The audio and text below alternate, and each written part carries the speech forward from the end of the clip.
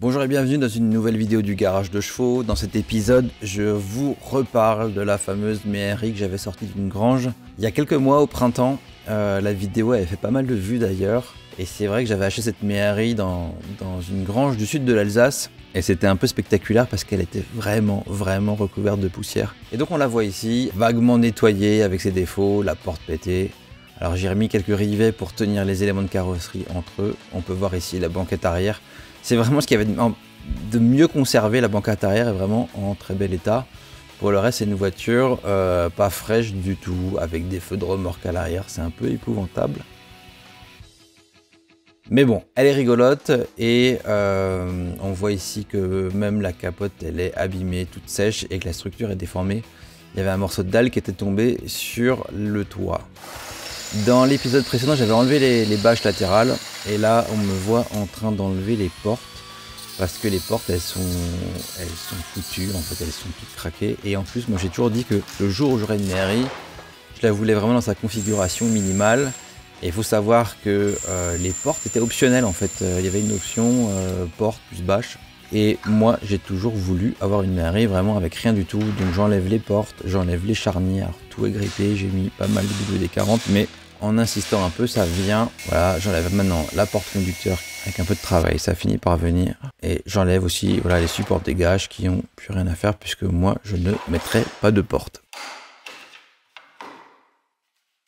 Hop, j'enlève la capote. J'aime bien la configuration quand même juste avec le toit. J'aime pas du tout les méhairies avec les bâches latérales, mais avec le toit c'est sympa.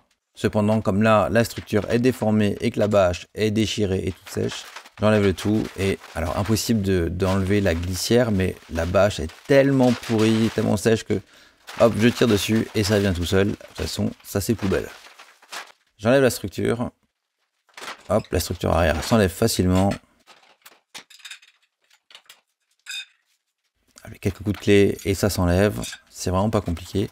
Il reste désormais plus que les deux montants centraux qui en théorie se dévissent. Mais malheureusement, les vis sont complètement grippées dans la structure tubulaire métallique de la méhairie.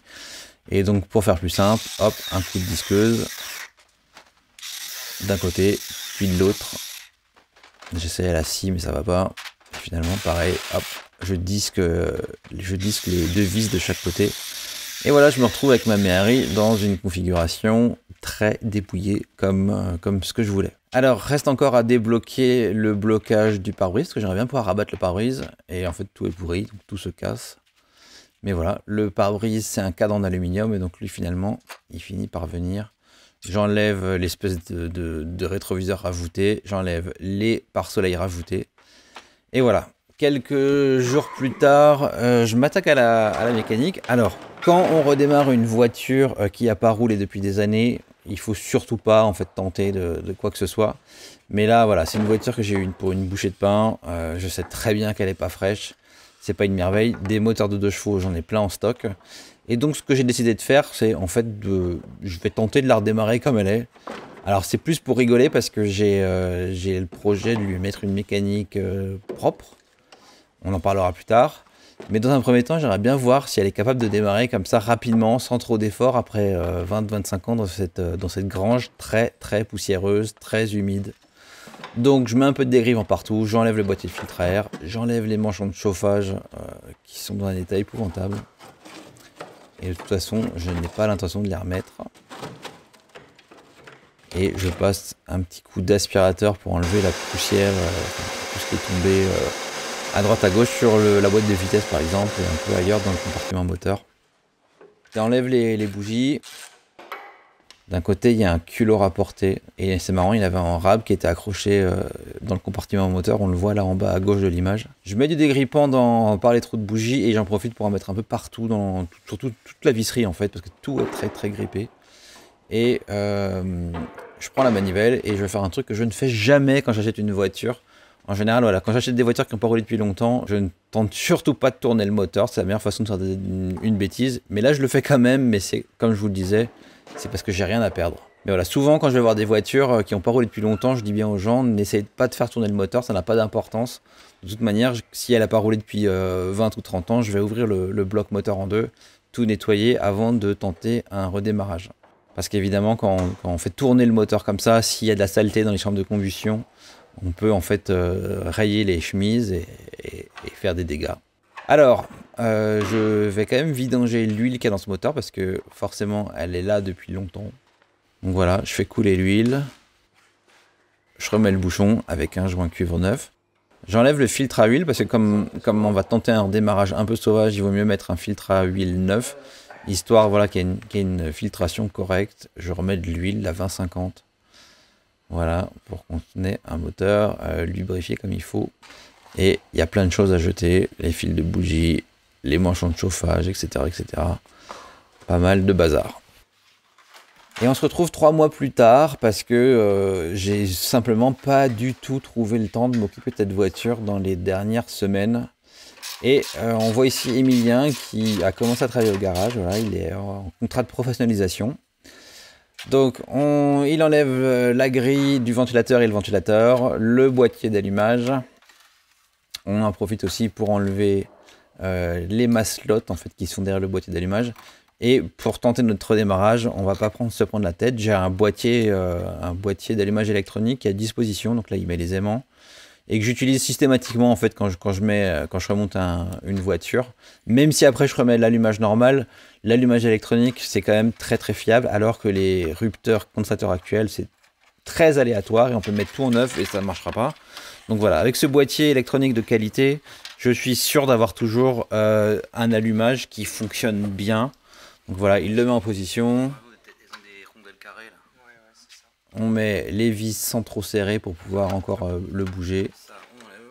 J'enlève les fils qui sont sur la bobine et je branche les... Alors l'allumage électronique, il se branche, en fait il y a 2 fils qui viennent de l'allumage électronique qui se mettent tous les 2 sur la bobine.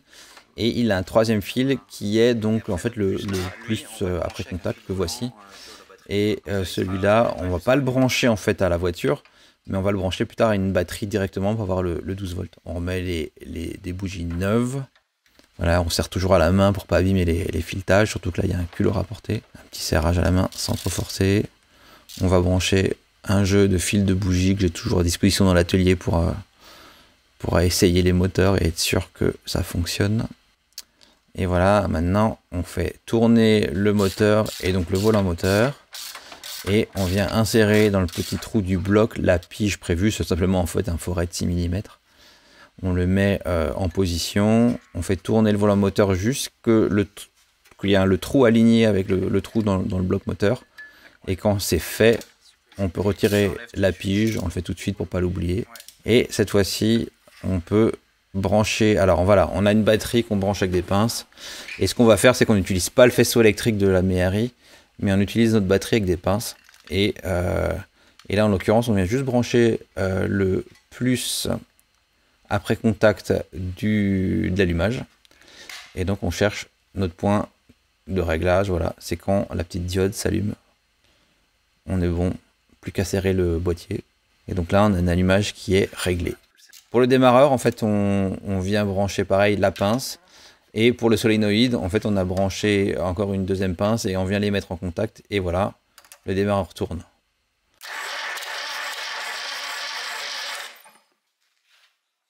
On prend de l'essence dans une nourrice parce qu'on ne va pas utiliser le réservoir d'essence qui doit être pourri, donc avec de la vieille essence. Alors, je résume. On a l'arrivée d'essence qui est là avec un petit robinet. Comme ça, ça arrive dans le carbu qui n'a jamais été nettoyé. Donc, on ne sait pas trop qu'est-ce qu'il va dire. Ensuite, pour le démarreur, on est branché avec les pinces sur la batterie qui est là. Et maintenant, on va brancher l'allumage. Tu prends la petite pince. Oui. Tu te mets sur la cosse, sur le plus, hein, voilà. Et on vient choper l'allumage de l'allumage électronique. Hop. Hop. Donc là, c'est comme si on avait le contact en fait. Il n'y a plus qu'à ouvrir l'essence. Ok, c'est parti.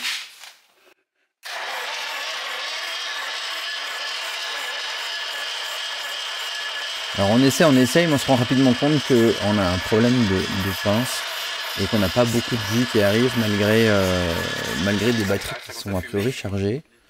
Donc d'abord on a essayé avec 2 batteries différentes et c'était pareil. avant de réaliser que voilà, nos pains c'était pas terrible et donc heureusement j'avais un autre jeu. En fait, on a fait plusieurs essais et on s'est rendu compte que ça devenait de plus en plus dur. Alors, on a pensé que le démarrage faiblissait, mais je me suis rendu compte qu'en fait c'était le moteur qui était en train de serrer. Donc finalement, Emilien il a enlevé les bougies, il a mis de l'huile dedans, on a retourné à la main. Et puis effectivement, au bout d'un moment, c'est venu, ça s'est débloqué. Le problème qu'on avait, c'est qu'après, dès qu'on mettait les bougies, et ben finalement, elles se remplissaient d'huile et ça démarrait pas. Donc on a dû faire des essais, des essais, des essais. Mais ça voulait toujours rien savoir. On retente un coup. L'huile est ouverte, ouais, vas-y.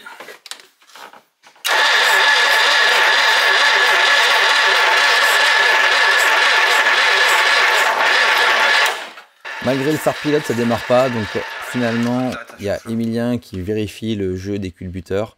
C'est vrai que si les culbuteurs sont trop serrés, ça empêche les moteurs de démarrer à froid. Et il ouvre aussi le carburateur qui est bien sale, comme vous pouvez le voir. Et donc il le nettoie, il le souffle, histoire d'avoir voilà, moins de saleté qui risquent de boucher en fait, les conduits du carbu. Voilà le carbu propre. Cette fois-ci, on est sûr d'avoir de l'allumage, un carbu propre, des culbuteurs bien réglés. Et donc il n'y a plus de raison que ça démarre pas.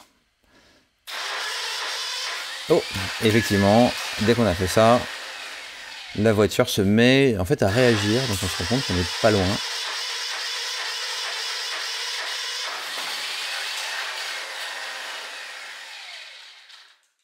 Donc on réessaye. Et on se rend compte que voilà, c'est pas mal, mais c'est pas encore tout à fait ça. Donc finalement, on change la bobine. On le voit pas en vidéo, mais on change la bobine. Et la voiture, quand même, on sent qu'elle est pas loin de reprendre vie. C'est moi, il y a eu un gros paf. Oui, un gros retour. En fait, j'ai compris pourquoi le démarreur. En fait, à chaque fois qu'elle veut prendre, le démarreur il s'arrête. Et en fait, je pense, lui il prend mal, il touche l'autre côté, du coup ça coupe le démarreur. Ah, c'est ça le problème. Donc en fait, là je me prends par en dessous, et là du coup, bam bam bam, ça dure, et là ça peut prendre. On va essayer, si tu veux, je fais ça. Ouais, et puis je fais un peu en mettant un peu de gaz avec le. Ouais. Allez, vas-y.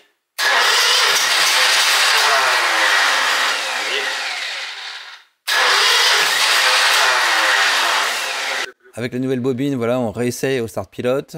On sent qu'on n'est pas loin, alors on s'y accroche, on refait des essais. Puis à un moment donné, voilà, je dis simplement à Emilien, écoute, on laisse tomber, c'est pas grave, c'était juste une idée comme ça, c'était juste pour rigoler pour la vidéo. Bon allez, on tente un dernier coup avant d'aller manger, et puis si ça marche pas, tant pis. Puis là on se regarde, on comprend qu'en fait elle est vraiment sur le point de partir. Et on est bien content, on y arrive, on la réveille. 25 ans sans démarrer, 25 ans dans l'humidité, et puis finalement, avec un peu de... à force d'insister, ça y est, elle tourne, on est content. On va lui mettre de l'essence. Et on remet notre nourrice d'essence branchée sur le carbu, et on s'apprête à refaire un nouveau test de démarrage. On fait plusieurs essais, et enfin...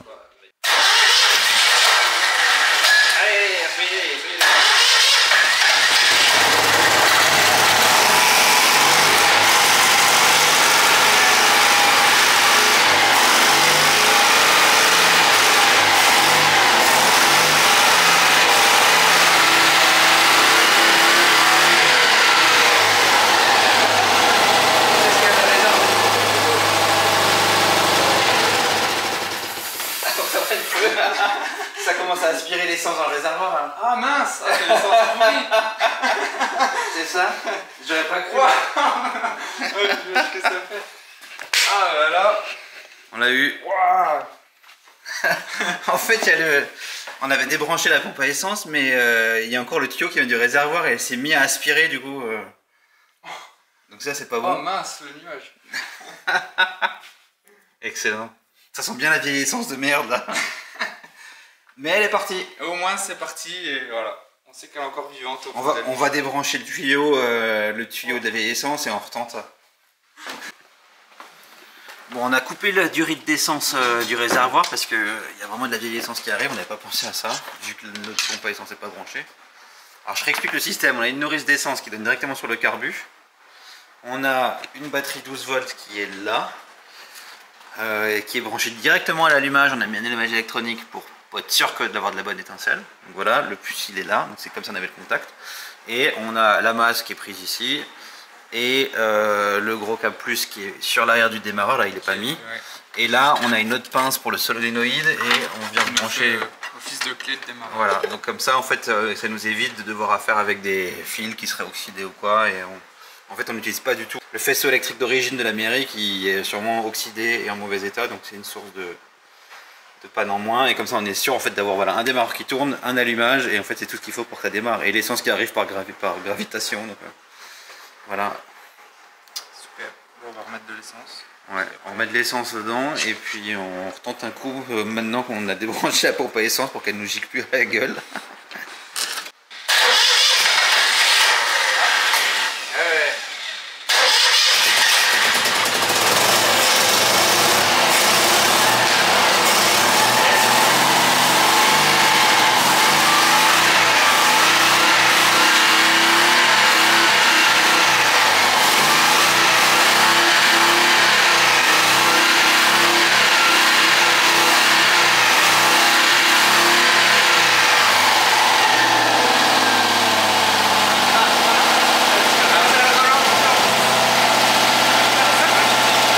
Je vous laisse admirer l'état du silencieux d'échappement, incroyable.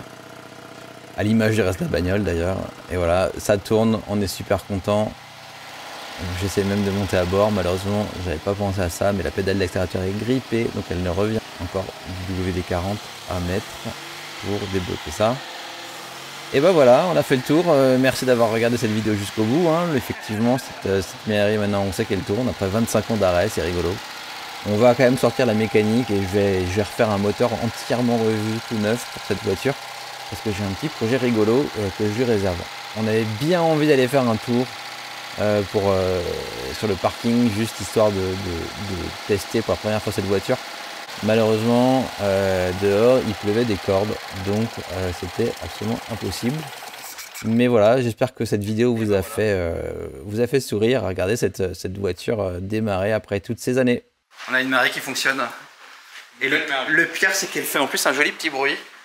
Et que, bah voilà, on est assez surpris. On pensait vraiment qu'elle partirait pas parce que on a failli serrer le moteur et on pensait que c'était sûrement tout cuit. Et puis au final, finalement, qu'une bobine neuve, et les bougies propres et tout. Bon, on a un allumage qui est nickel, du coup, grâce à l'allumage électronique, mais la bonne bobine de chez Burton aussi qui va bien.